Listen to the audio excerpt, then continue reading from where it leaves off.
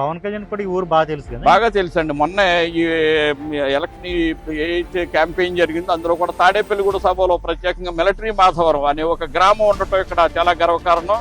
ఆ గ్రామాన్ని కూడా నేను తొందరగా పర్యటిస్తానన్న ఆయన చెప్పడం మాకు చాలా సంతోషదాయకం అండి.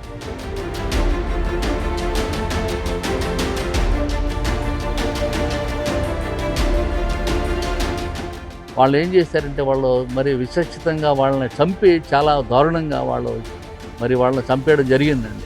మన ఇండియన్ సైనికులు, మన ఇండియన్. నాకు ఇద్దరు అబ్బాయిలు, ఒక అమ్మాయి అండి.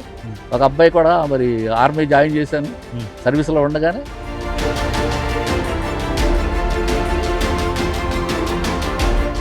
ఫస్ట్ మిలిటరీ మాధవరం గ్రామానికి వచ్చి ఫస్ట్ యువత ఎన్నుకునేదే ఆర్మీకి వెళ్ళాలని. Friends, star hero Nandamuri Balakrishna నటించిన నరసింహనాయుడు సినిమా గుర్తుంది కదా. కథాంశం చాలా వెరైటీగా ఉంటుంది. ఒక ఊరిని రక్షించడం కోసం కుటుంబానికి ఒకరిని బలిదేవుడికి ఇచ్చేస్తారు. ఆ సినిమాకి ఇన్స్పిరేషన్ మాధవరం. తాడేపల్లిగూడానికి ఒక 20 కిలోమీటర్ల దూరంలో ఉండే ఈ ఊరిని మిలిటరీ మాధవరం అని పిలుస్తారు. ఎందుకంటే ఆ సినిమాలో లాగానే ఇక్కడ ప్రతి ఇంటి నుంచి ఒక సైనికుడు ఉంటాడు. ఆ సినిమాలో ఊరికి రక్షణగా ఒక బిడ్డ వెళితే ఈ ఊరు నుండి దేశానికి రక్షణగా ఒక్కొక్క బిడ్డ దేశ సరిహద్దుల్లో కాపలా కాస్తూ ఉంటాడు. అంత గొప్ప చరిత్ర ఉన్న మిలిటరీ మాధవరం విశేషాలు ఏంటి చూసేద్దాం, వచ్చేయండి.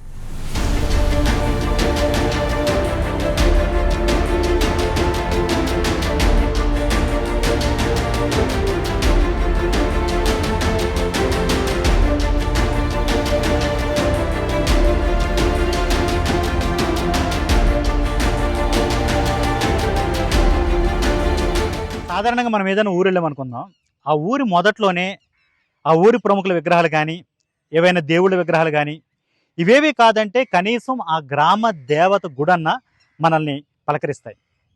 కానీ మిలిటరీ మాధవరం మాత్రం వీటికి విభిన్నం. సైనికుల విగ్రహాలు మనల్ని ఆహ్వానిస్తాయి. ముఖ్యంగా మొదటి, రెండవ ప్రపంచ యుద్ధాల్లో పాల్గొన్న సైనికులకు స్మారకంగా నిర్మించిన విగ్రహాలు, అలాగే ఈ ఊరు నుంచి వెళ్ళి భారత సైన్యంలో పనిచేస్తున్నటువంటి జవాన్లకు ఒక స్మారకంగా నిర్మించిన స్తూపం, ఇవి మనల్ని ఆహ్వానిస్తాయి. ఆ విగ్రహాలు కూడా చూసేద్దాం, దగ్గర నుంచి రండి.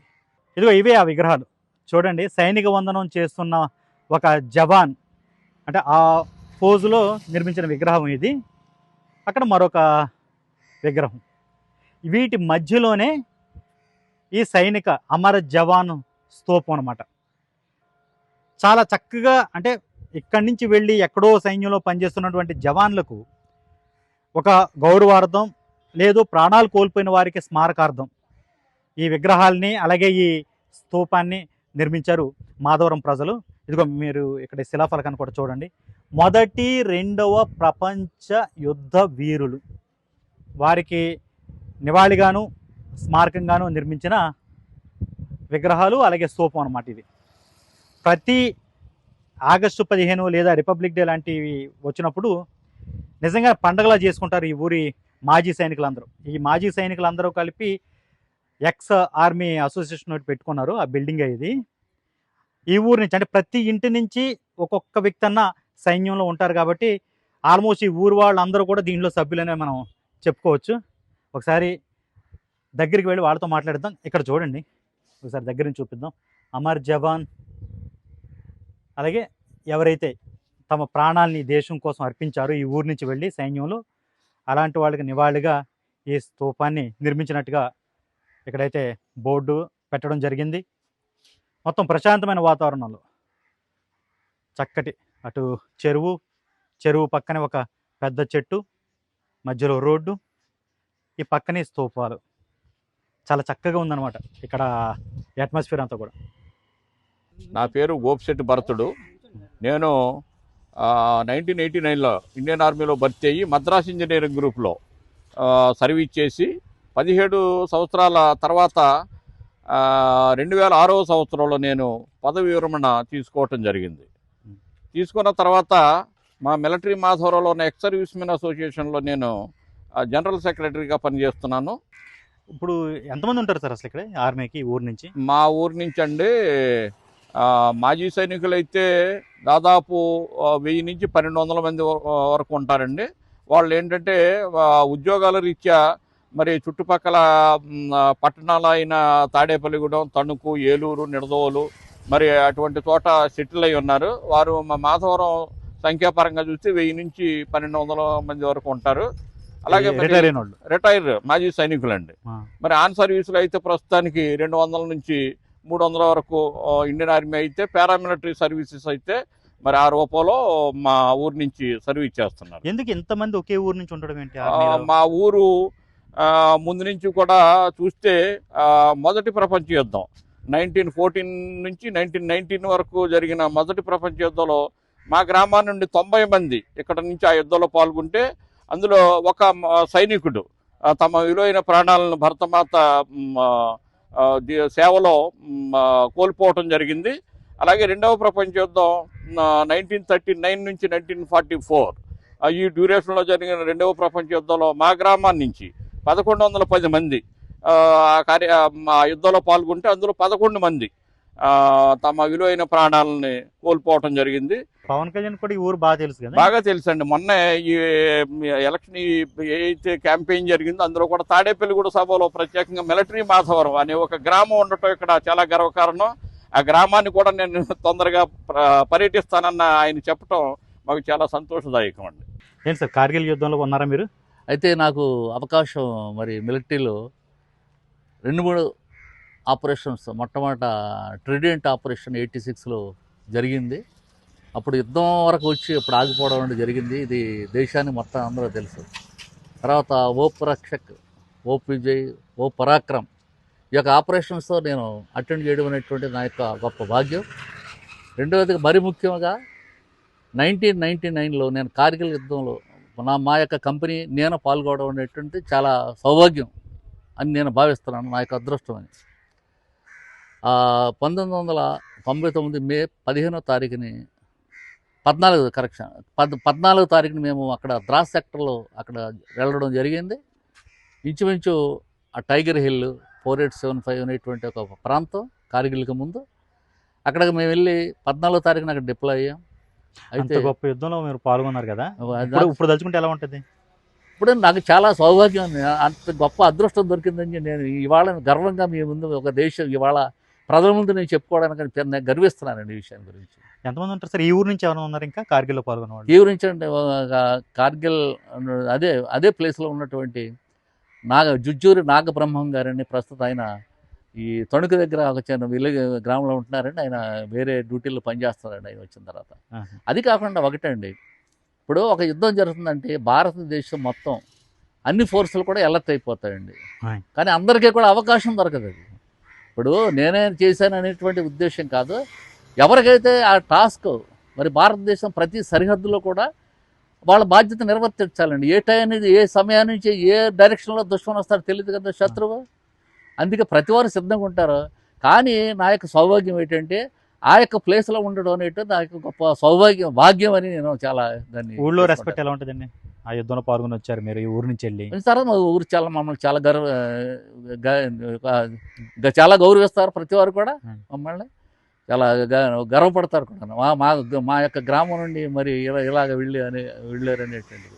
ఆ టైంలో చాలామంది ఇంకా మిలిటరీలో ఉన్నారు. కానీ అవకాశం అనేటువంటిది మాకు దొరకడం చాలా చాలా మరి అదృష్టంగా నేను భావిస్తాను. అందరికీ రాదు. ఫ్యామిలీ ఎలా ఉన్నారండి? Well settled sir. నాకు 2 అబ్బాయిలు, ఒక అమ్మాయి అండి. ఒక అబ్బాయి కూడా మరి ఆర్మీ జాయిన్ చేశాను సర్వీస్లో ఉండగానే. యుద్ధాన్ని చూసి కూడా మళ్ళీ ఇంకో బాబుని పంపించారు? అవునండి. ఆల్రెడీ మేము 4 అన్నదమ్ములండి. 3 రిటైర్డ్, ఒక ఆయన టీచరు. మా అబ్బాయిలు 2 అయితే ఒక ఆయన ఆర్మీకి పంపారండి. పాప, 2వ బాబు వాళ్ళు చదువుకుని వాళ్ళ పెళ్ళిళ్ళు అయిపోయింది, వాళ్ళు వెల్ సెటిల్డ్ అండి. ఈ మెడల్స్ ఏంటి సార్?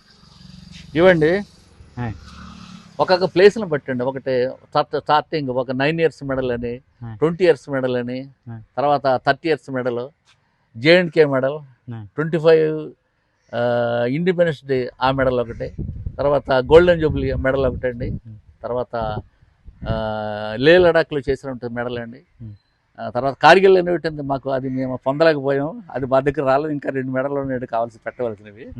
సార్ మీ పేరు? నా పేరు లక్కాకుల ప్రభాకరరావు అండి. ఆయ్. నేను 1982లో ఆర్మీలో జాయిన్ అయ్యాను. నేను 2010లో రిటైర్ అయ్యా. 28 ఇయర్స్ సర్వీస్ చేసి యాజ్ ఏ ఆర్డినరీ సుబ్దార్ మేజర్గా రిటైర్ అయ్యానండి. ఈ ఊర్లో పుట్టినందుకు నేను గర్వపడుతున్నా. ఏంటి సార్ ఈ ఊరు స్పెషాలిటీ ఏంటి సార్? మాధవరం ఎందుకు ఇంత ఒక్కొక్క ఇంటి నుంచి ఒక్కొక్కళ్ళు సైన్యంలోకి వెళ్ళడం ఏంటి అసలు? ఇన్స్పిరేషన్, ఒకరిని చూసి ఒకరికి, వాళ్ళ ఆర్మీలో సర్వీస్ చేస్తున్నారు, అంత మనం ఎందుకు చేయకూడదు, మనం కూడా చేరాలి. అదేవిధంగా జీవనోపాధి కూడా,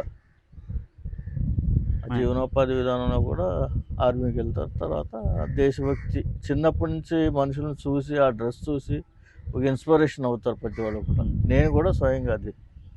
మీరు అంతేనండి? మీ అంటే మీ ముందు తరాల వాళ్ళు కూడా మిలిటరీలో ఉన్నారు. Okay sir. అంటే ఇప్పుడు తర్వాత తరం మారిపోయింది, సాఫ్ట్వేర్ జాబ్లు అంటున్నారు, అయ్యి అంటున్నారు, ఇవి అంటున్నారు, అయినా కూడా ఈ ఊరు నుంచి ఎందుకు ఆర్మీకే వెళ్ళాలని పెట్టుకున్నారు? అంటే ఒక్కళ్ళ నుంచి ఒకరికి ఇన్స్పిరేషన్, వాళ్ళని చూసి వాళ్ళు దేశ సేవ చేస్తున్నారు, మనం కూడా దేశ సేవ చేయాలి అనే ఒక భావన వస్తుంది. ఆ భావన విధంగా మనం యద్భావం తద్భావితన్నట్టుగా మనం ఏ విధంగా ఊహిస్తామో ఆ విధంగానే మనిషి ప్రిపేర్ అవుతారు. ఆ విధంగా నేను కూడా ప్రిపేర్ అయ్యి ఆర్మీలో చేశాను. ఈ మెడల్స్ ఏంటి సార్ ఇవి? ఈ సర్వీస్ వైస్ ఉంటాయండి. ఇవన్నీ J&K medal, high altitude medal, 9 years medal, 50 years medal, 20 years long service, operation Parakram, operation Vijay మీద కార్గిల్, ఓ ప్రత్యేక్, ఇలా ఏరియా వైస్ సర్వీస్ వైస్ ఉంటాయి మెడల్స్. మాధవరం అనగానే, మిలిటరీ మాధవరం అనగానే ఆర్మీలో కూడా ప్రత్యేకంగా ఏమైనా గుర్తింపు ఉంటుందండి అక్కడి నుంచి వచ్చారనగానే? అంత హై లెవెల్లో గుర్తింపు అయితే ఉండదు, మన ఆంధ్ర లెవెల్లో గుర్తింపు ఉంటుందండి. అంటే అక్కడ ఆల్ ఓవర్ ఇండియా కాబట్టి. ఇవేంటి సార్ ఈ సైనికుల ఇవేంటి విగ్రహాలు ఏంటి, స్మారకం అంటే మనకి ఫస్ట్ వరల్డ్ వార్లో, సెకండ్ వరల్డ్ వార్లో కూడా మన వాళ్ళు చాలామంది పాల్గొన్నారు. ఫస్ట్ వరల్డ్ వార్లో 90% పాల్గొని దాంట్లో 90 మందిలో ఒక ఆయన సాక్రిఫైస్ అయిపోయారు. సెకండ్ వరల్డ్ వార్లో 1110 1110 persons అటెండ్ చేస్తే 11% సాక్రిఫైస్ ద లైఫ్, 11 మంది చనిపోయారు. ఆ విధంగా అప్పట్లో మన బ్రిటిష్ గవర్నమెంట్ సైనిక స్తూపం ఏర్పరిచింది.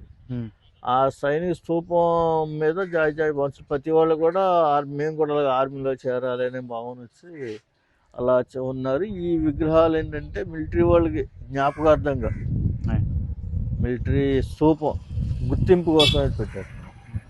ఇప్పుడు మన వెస్ట్ గోదావరిలో కాదు, మన ఆంధ్రాలో కూడా లేదు, చెప్పుకోవాలంటే ఆల్మోస్ట్ ఆల్ ఇండియాలో ఇది ఒకటి ఈ విధంగా కట్టింది. అంటే ఒక ఊరి నుంచి ఎంతమంది ఉండడం కూడా ఎక్కడ ఉండదు కదా, ఎక్కడ ఉండదు. మొత్తం ఇదండి స్తూపం. రెండో ప్రపంచ హిస్టరీ కూడా రాసి ఉంటుందండి. ఇదిగోండి హిస్టరీ, ఇది 90%. 90 మంది చనిపోయారు. 90 మంది అటెండ్ చేశారు. This is 90 men went to the Great War 1914-19. One of those gave up his life. అంటే ఒక అతను sacrifice. First world war, second world war, ఇది రెండో ప్రపంచ యుద్ధం. మిలిటరీ మాధవరం. ఈ బ్రిటిష్ వాళ్ళు ఇందులో ఎంతమంది చనిపోయారు సార్? 90%. 90 మంది చనిపోయారు. 90 మంది కదా, 11 మంది, 11 మంది చనిపోయారు. కానీ వాళ్ళ కథలు ఏవి బయట ప్రపంచానికి తెలియదండి అసలు. ఉంటాయి ఫొటోస్ ఉంటాయి, హిస్టరీస్ ఉంటాయి. మన ఊర్లో కదా, మన ఊర్లో తెలుసు, బయట వాళ్ళకి తెలియదు. వీళ్లే కాదు, ఈ ఊరి మహిళలు సైతం తమ పిల్లల్ని, భర్తలను ధైర్యంగా సైన్యంలోకి పంపుతూ ఉంటారు. మరి భయం వేయదా అంటే, భరతమాతను రక్షించే తమ కుటుంబీకులను తమ గ్రామ దేవతే కాపాడుతుంది అని మాధవరం మాజీ సర్పంచ్ పరిమళ అంటున్నారు. ఆమె భర్త కూడా సైన్యంలో పనిచేసి రిటైర్ అయ్యి ఈ మధ్య కన్నుమూశారు. మేడం మీ పేరు? నా పేరు కౌలూరు పరిమళ అండి. మాది మాధవరం గ్రామం, పశ్చిమ గోదావరి జిల్లా మాధవరం గ్రామం, మిలిటరీ మాధవరం. మీ హస్బెండ్ ఉన్నారు, చేసి వచ్చేసారు, చనిపోయారు, రిటైర్ అయిపోయి చనిపోయారు. మేడం ఎంతమంది ఊరి నుంచి ఆర్మీకి వెళ్తుంటారు కదా, ఆడవాళ్ళు భయపడరండి? తన పిల్లలు భర్తలు ఆర్మీలో పనిచేస్తుంటారు, ఏమన్నా వద్దేమన్నా? అలాంటి భయాలు ఏమి ఊరికి లేవమ్మా, అలాంటి భయాలు ఏమి ఊరికి లేవు. ఎవరన్నా పిల్లలు వెళ్తామంటుంటే తల్లులు ఏం చెప్తారండి? ఇక్కడ ఫస్ట్ మిలిటరీ మాధవరం గ్రామానికి వచ్చి ఫస్ట్ యువత ఎన్నుకునేదే ఆర్మీకి వెళ్ళాలని. ఎందుకంటే వేరే ఇంజనీరింగ్లో, డాక్టర్లో చేయాలని ఇక్కడ ఉన్న వాళ్ళు అనుకోరు. ఫస్ట్ అందరూ కూడా ఫస్ట్ ప్రిఫరెన్స్ మిలిటరీ మాధవరంలో జాబ్స్కి మాధవరం మిలిటరీకి వెళ్ళాలని వాళ్ళు కోరుకుంటారు. అది దాని తర్వాతే వేరే వాటికి ప్రిఫరెన్స్ ఇస్తారు. ఇప్పటికీ అలాగే ఉందండి. ఇప్పటికీ అలాగే ఉంది. కాకపోతే ఈ మధ్యకాలంలో రిక్రూట్మెంట్ జరగటం లేదు కదా, దానివల్ల కూడా పిల్లలు చాలా ఫీల్ అవుతున్నారు. రిక్రూట్మెంట్ జరగడం లేదు కదా, ఇదివరకు అంటే సంవత్సరానికి 2 సార్లు 3 సార్లు తీసేవారు, ఇప్పుడైతే తీయట్లేదు. పిల్లలందరూ కూడా దాని గురించి నిరుత్సాహంగానే ఉంటున్నారు. ఏమైందండి ఈ అగ్నివీర్ గురించి?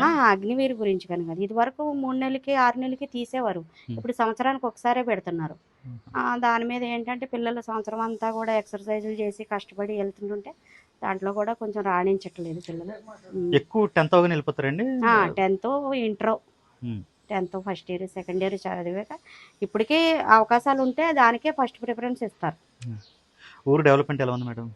ఊరు డెవలప్మెంట్ అయితే చెప్పుకోదగినంత అయితే ఏమీ లేదమ్మా. ఎందుకంటే మిలిటరీ మాధవరం గ్రామం కొంచెం సిటీకి కూడా కొంచెం దూరంలో ఉండడం వల్ల దాని గురించి కొంచెం ఫెసిలిటీస్ కూడా ఇక్కడ ఏమీ లేవు. బస్ సౌకర్యాలు కూడా ఏమీ లేవు, ఫెసిలిటీస్ లేవు, రోడ్లు బాగలేవు. ఇప్పుడు గత ప్రభుత్వం వచ్చాక కూడా రోడ్లు అయితే ఏమీ బాగా ఏది కూడా చేయలేదు. అయితే యువతకు కూడా ఇక్కడ మాకు గత ప్రభుత్వంలో వైసీపీ ఏమీ పనులు కూడా ఏమీ జరగలేదు. ఇప్పుడే కొంచెం స్టార్ట్ అవుతున్నాయి. నిన్నే కొత్తగా బొలిశెట్టి శ్రీను గారు వచ్చి 40 లక్షల గ్రాంట్ రోడ్డు శాంక్షన్ అయింది. రోడ్లు మాకు నిన్నే వచ్చి ఆయన శంకుస్థాపన కూడా చేసి వెళ్ళారు. జనసేన చేసి వెళ్ళారు. ఆర్మీలో ఆడవాళ్ళకు కూడా ఇప్పుడు అవకాశం ఉంది కదా, ఎవరు వెళ్ళలేదు ఇంకా? ఇప్పుడు మట్టికి ఎవరు అంత సాహసం చేయలేదమ్మా. అలాంటిది ఏమీ ఇంకా లేదమ్మా, అటువంటిది ఏమీ లేదు. మిలిటరీ మాధవరం ఊరు ప్రారంభంలో 2 సైనికుల విగ్రహాలు చూసాం కదా, ఆ ఊరి చివర ఉన్న మరొక సైనికుడి విగ్రహాన్ని చూడండి. ఆయన కుటుంబ సభ్యులు ఏర్పాటు చేసినట్టున్నారు. పచ్చని పొలాల మధ్యలో టీవీగా నిలబడి ఊరికి రక్షణ కల్పిస్తున్నట్టు ఉంది కదా ఈ విగ్రహం. సాధారణంగా చాలా ఊళ్ళ ప్రత్యేకతల గురించి మనకు తెలుసు అనుకుంటాం, కానీ దగ్గరకు వెళ్ళి చూస్తే మనకు తెలియని ఎన్నో విశేషాలు కనబడతాయి. మిలిటరీ మాధవరం అంటే ప్రతి ఇంటి నుంచి ఒక సైనికుడు ఉంటాడు అనే యాంగిల్లో స్టోరీ చేద్దామని వచ్చి నాకు దీని మూలాలు మొదటి ప్రపంచ యుద్ధం వరకు కూడా ఉన్నట్టు కనపడ్డాయి. అంటే 100 ఏళ్ల పైబడ్డ ఆర్మీ చరిత్ర, అది బ్రిటిష్ ఇండియాలో కావచ్చు, స్వతంత్ర భారతంలో కావచ్చు, అంత సుదీర్ఘమైన చరిత్ర ఈ ఊరుకుంది. ఇంత గొప్ప లక్షణం ఈ ఊరుకున్న ఈ ఊరు వాళ్ళు కోరుకుంటుంది ఒకే ఒకటి ప్రభుత్వం నుంచి. ఎక్కువ మంది ఆర్మీకి లేదా మిలిటరీకి వెళుతుంటారు కాబట్టి వాళ్ళు ట్రైనింగ్ అవ్వడానికో లేకపోతే సరైన శిక్షణ పొందేందుకు వీలుగానో ఒక రన్నింగ్ ట్రాక్, ఒక జిమ్ ఏర్పాటు చేయండి ఊళ్ళని కోరుతున్నారు. మరి ప్రభుత్వ పెద్దలు ఆ దిశగా దృష్టి పెడతారో లేదో చూడాలి. మరిన్ని అప్డేట్స్ కోసం చూస్తూనే ఉండండి ఏబీపీ దేశం. Signing off, Vijayasarathi.